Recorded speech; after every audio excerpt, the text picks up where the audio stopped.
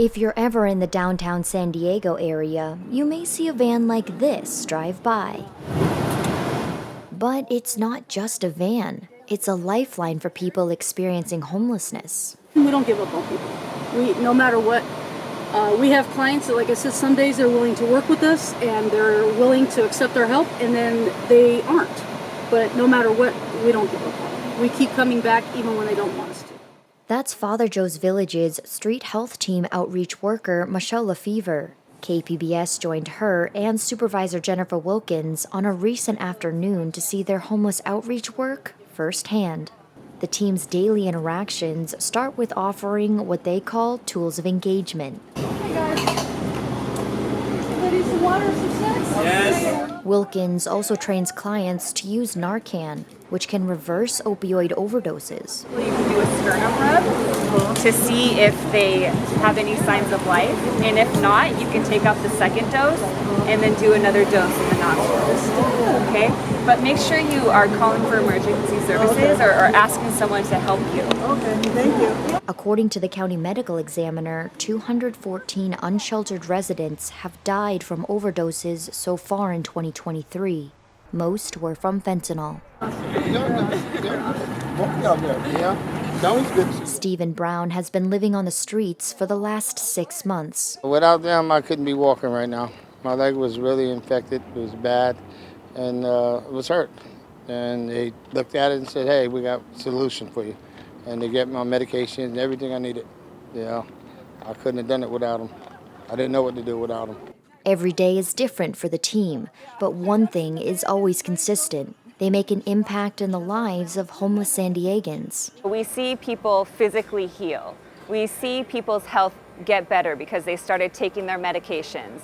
We see people start practicing safer use practices, right? And so their use is causing less harm. So when he goes grocery shopping. And sometimes that impact builds trust and leads to success stories like Ruthie Lavina Wilson's. She was always so inebriated, I couldn't help her get her documents to get permanent supportive housing. It took me over a year to get her birth certificate. After a life filled with traumatic experiences, Wilson says she lived on the streets in San Diego for the last 3 years. I was raped at 15. I had a baby. My parents put me out. And I've been abused. And I was left out in the desert for dead. My ex-husband, he pulled both arms out of my sockets and decided to become homeless so he couldn't find me. One thing led to another. I ended up sleeping outside of Ralph's on the street. Like I said, these guys came in and swooped me up. And they come every week to make sure they found me and take care of my wounds. The San Diego District Attorney's Office says people who are homeless in San Diego are 12 times more likely to be assaulted than the general population. You don't want to get beat up, you don't want to get raped, you don't want to get robbed, because it's all a possibility. You don't sleep because you're afraid to sleep. But recently, Wilson moved into her own apartment. Ruthie! Wow! This is amazing! Take a picture of this. With her receipt for paying her first month's rent in hand, Wilson credits Lefevre for never giving up on her. She made it a point that I didn't fall through the cracks.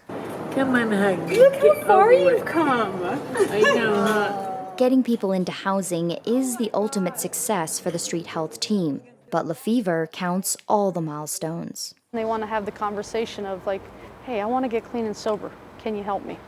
You know, we've helped people and I've delivered people to detox, to rehab. And I've watched them successfully finish and successfully move on with their lives. In the last year, the team has helped move about 20 people into permanent housing and almost 60 into shelters. But in July, more than 1,500 people were living on the streets of downtown San Diego. Melissa Mae, KPBS News.